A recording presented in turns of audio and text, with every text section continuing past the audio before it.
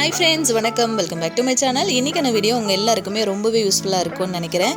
இந்த வீடியோவில் வந்து பார்த்திங்கன்னா செட்டிநாடு ஸ்டைலில் குழம்பு மிளகாத்தூள் வந்து எப்படி அரைக்கிறது அப்படிங்கிறது கரெக்டான அளவுகளோடு சொல்லியிருக்கேன். அதே மாதிரி அந்த மிளகாத்தூளை வந்து யூஸ் பண்ணி நம்ம வெஜ் அண்ட் நான்வெஜ் ரெண்டு குழம்பும் வந்து எப்படி பண்ணுறது அப்படிங்கிறதும் ஷேர் பண்ணியிருக்கேன்.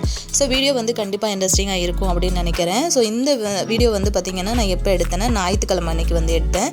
ஸோ அன்றைக்கி வந்து குழம்பு மிளகாத்தூள் வந்து அரைச்சிட்டு அதுக்கப்புறம் வந்து நான் பண்ண ரெசிபி, அதாவது ஃபுல்லாக ரெசிபியை காட்ட போகிறணும் அப்படின்னு பயந்துடாதீங்க. சும்மா குட்டி குட்டியாக வந்து ஆட் பண்ணியிருக்கேன்.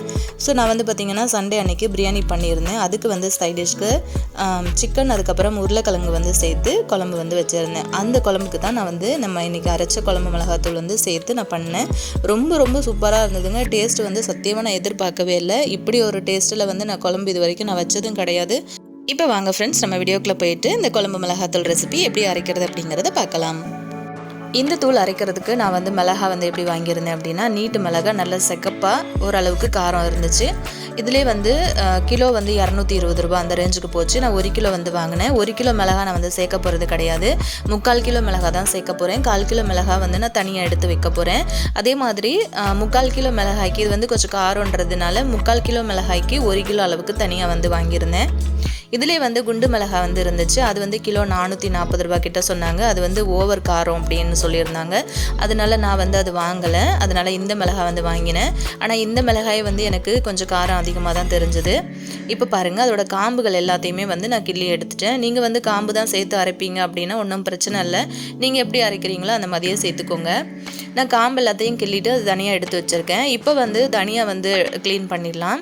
இப்போ 1 கிலோ தனியாக தான் நான் வந்து போட போகிறேன். எப்போவுமே நான் வந்து 1க்கு 1 அப்படி தான் போடுவேன். 1 கிலோ மிளகா அப்படின்னா 1 கிலோ தனியாக போடுவேன். ஏன்னா எங்கள் அம்மா அப்படி தான் அரைப்பாங்க.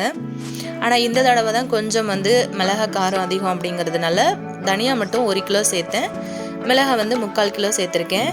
கருவேப்பிலை வந்து பார்த்திங்கன்னா நல்லா ஃப்ரெஷ்ஷாக பச்சை பசேல்னு இப்போ தான் என் பையன் வந்து வாங்கிட்டு வந்திருந்தான் சந்தையில். பார்த்திங்கன்னா இது எல்லாத்தையுமே வந்து நம்ம உருவி தனியாக எடுத்துடலாம். தனியா மிளகாய் எப்போவுமே நீங்கள் வாங்கிட்டு வந்தீங்க அப்படின்னா வீட்டில் வந்து க்ளீன் பண்ணி சுத்தம் பண்ணி வறுத்துட்டு அப்புறம் வந்து நீங்கள் அரைங்க. ஒரு சிலர் வந்து கடையில் வாங்கி அப்படியே வந்து அரைச்சிட்டு வாங்கிட்டு வந்துடுவாங்க. ஸோ அந்த மாதிரி செய்யாதீங்க. இப்போ பாருங்கள், இந்த கருவேப்பிலை வந்து கிள்ளினதுக்கு பிறகு அதோட காம்புகளை வந்து இந்த மாதிரி சின்ன சின்ன துண்டாக வந்து கட் பண்ணி போடுங்க. அது வந்து குழம்புக்கு இன்னும் வந்து நல்ல ஒரு வாசமும் டேஸ்ட்டும் கொடுக்கும். இப்போ வந்து நான் கடாயை அடுப்பில் வச்சுருக்கேன். நல்லா காஞ்சிருச்சு. இப்போ லைட்டாக வந்து வறுத்து கொடுத்துருங்க. ரொம்பலாம் கருக விட்டுறாதீங்க. ஏன்னா நான் வந்து இன்றைக்கி வச்சுருக்கிறது இரும்பு கடாய் வந்து வச்சுருக்கேன். ஏன் இது வந்து வச்சேன் அப்படின்னா, எங்கிட்ட இருக்கிறதுலையே பெரிய கடாய் இது ஒன்று தான். ஸோ அதனால நான் இது வந்து எடுத்திருக்கேன். ஏன்னா மிளகா அதிகமாக வந்து வெளியில் கொட்டிடும் அப்படிங்கிறதுக்காக. இப்போ லைட்டாக வந்து அடுப்பை சிம்மில் வச்சுட்டு இந்த மாதிரி வந்து வறுத்து கொடுத்துருங்க. மிளகா வந்து வறுக்கும் போது கவனமாக பார்த்துக்கணும், தீஞ்சிடக்கூடாது. ஏன்னா மிளகாத்தூள் வந்து கசப்பாக ஆரம்பிச்சிரும்.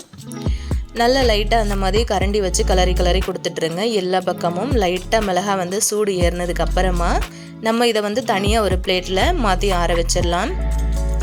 கையோட இப்போ நம்ம எடுத்து வச்சுருக்கிற தனியாவையும் வந்து வறுத்துக்கலாம். தனியா வந்து நான் புதுசாக வந்த தனியா தான் வந்து வாங்கினேன். தனியா வந்து வறுத்ததுக்கு அப்புறமா இப்போ வந்து ஒரு 50 கிராம் அளவுக்கு அரிசி வந்து எடுத்திருக்கேன். நம்ம சாப்பாட்டுக்கு யூஸ் பண்ணுற அரிசி வந்து 50 கிராம் எடுத்திருக்கேன்.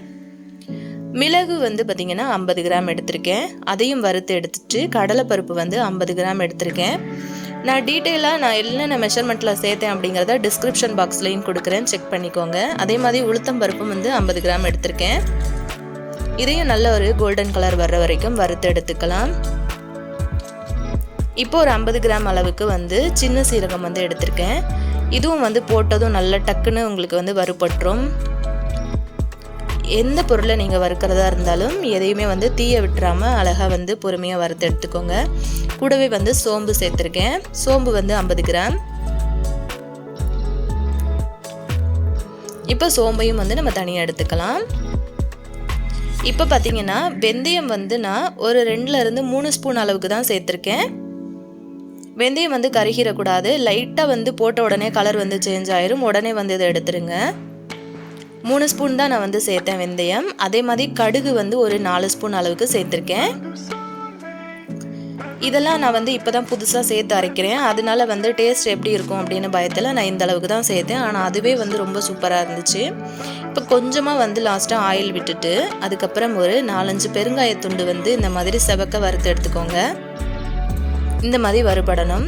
இப்போ கடைசியாக நம்ம எடுத்து வச்சுருக்கிற கருவேப்பிலை ப்ளஸ் அதோட காம்பு அதெல்லாம் கட் பண்ணி வச்சோம்ல, அது எல்லாத்தையுமே சேர்த்து இந்த மாதிரி வறுத்துக்கோங்க.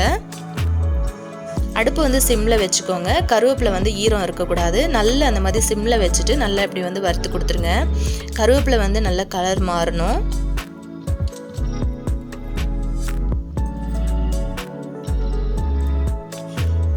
இந்த அளவுக்கு வறுத்து கொடுத்துடலாம்.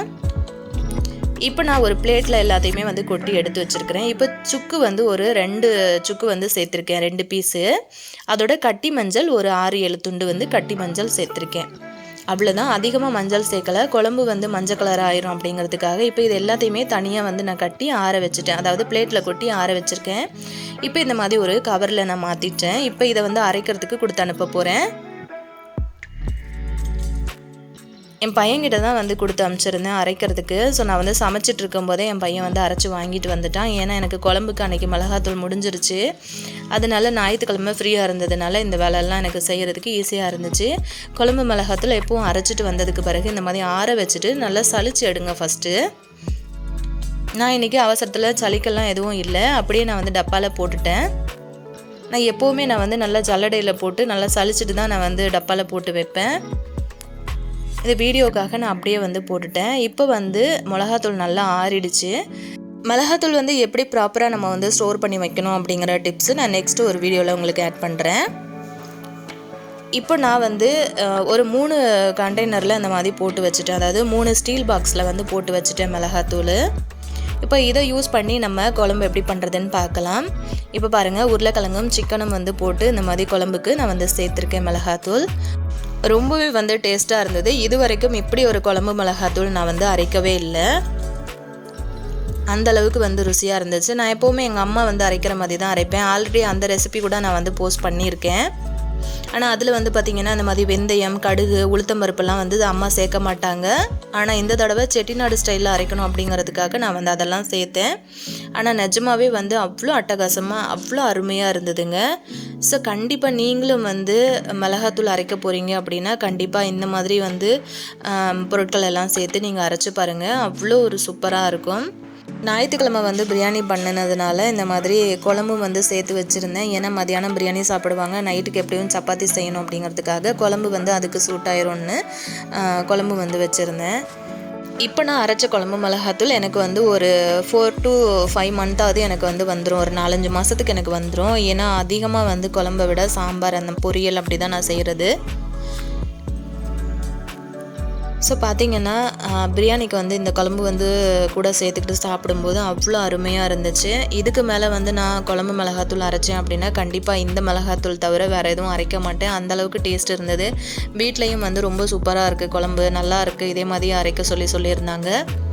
இது வந்து உருளைக்கிழங்கும் கத்திரிக்காயும் சேர்த்து காரக்குழம்பு வச்சுருந்தேன். இது மறுநாள் பண்ணது. ஸோ அந்த ரெசிபியும் வந்து அதாவது அந்த கிளிப்பிங்ஸும் வந்து உங்களுக்காக ஷேர் பண்ணியிருக்கேன். இதே மாதிரி ஆல்ரெடி நம்ம சேனலில் நிறைய டிப்ஸ் வீடியோஸ் அதுக்கப்புறம் க்ளீனிங் வீடியோஸ்லாம் நான் வந்து போஸ்ட் பண்ணியிருக்கேன். அதுவும் வேணும்னா செக் பண்ணி பாருங்கள். இதே மாதிரி இன்ட்ரெஸ்டிங்கான இன்னொரு நல்ல பதிவில் நான் உங்களை அடுத்த வீடியோவில் மீட் பண்ணுறேன் ஃப்ரெண்ட்ஸ். ரீசெண்டாக நான் போஸ்ட் பண்ண கவுனி அரிசியில் தோசை ரெசிபி பார்த்துட்டு ஒரு ஃப்ரெண்டு கேட்டிருந்தாங்க, இந்த மாதிரி கவுனி அரிசி யூஸ் பண்ணி எப்படி இடியாப்பம் பண்ணுறது அப்படின்னு கேட்டிருந்தாங்க. ஸோ ஆல்ரெடி நம்ம கவுனி அரிசி யூஸ் பண்ணி தோசை கஞ்சி ரெசிபி வந்து போஸ்ட் பண்ணிட்டோம். ஸோ இடியாப்பம் ரெசிபியும் அவங்களுக்காக நான் எடுத்திருக்கேன். ஸோ நெக்ஸ்ட் வீடியோவில் நான் இதை பற்றி ஆட் பண்ணுறேன். ஸோ இந்த வீடியோவும் நீங்கள் வந்து மிஸ் பண்ணாமல் பார்க்கணும் அப்படின்னா மறக்காமல் நம்ம சேனலை சப்ஸ்கிரைப் பண்ணி வச்சுக்கோங்க. கூட இருக்கிற பெல் ஐக்கானை ப்ரெஸ் பண்ணி ஆல் அப்படிங்கிற நோட்டிஃபிகேஷனையும் கொடுத்து வைங்க. அப்போ தான் நான் போடுற இந்த மாதிரி ஹெல்தியான ரெசிபிஸ் எல்லாம் நீங்கள் மிஸ் பண்ணாமல் பார்க்க முடியும். தேங்க்யூ.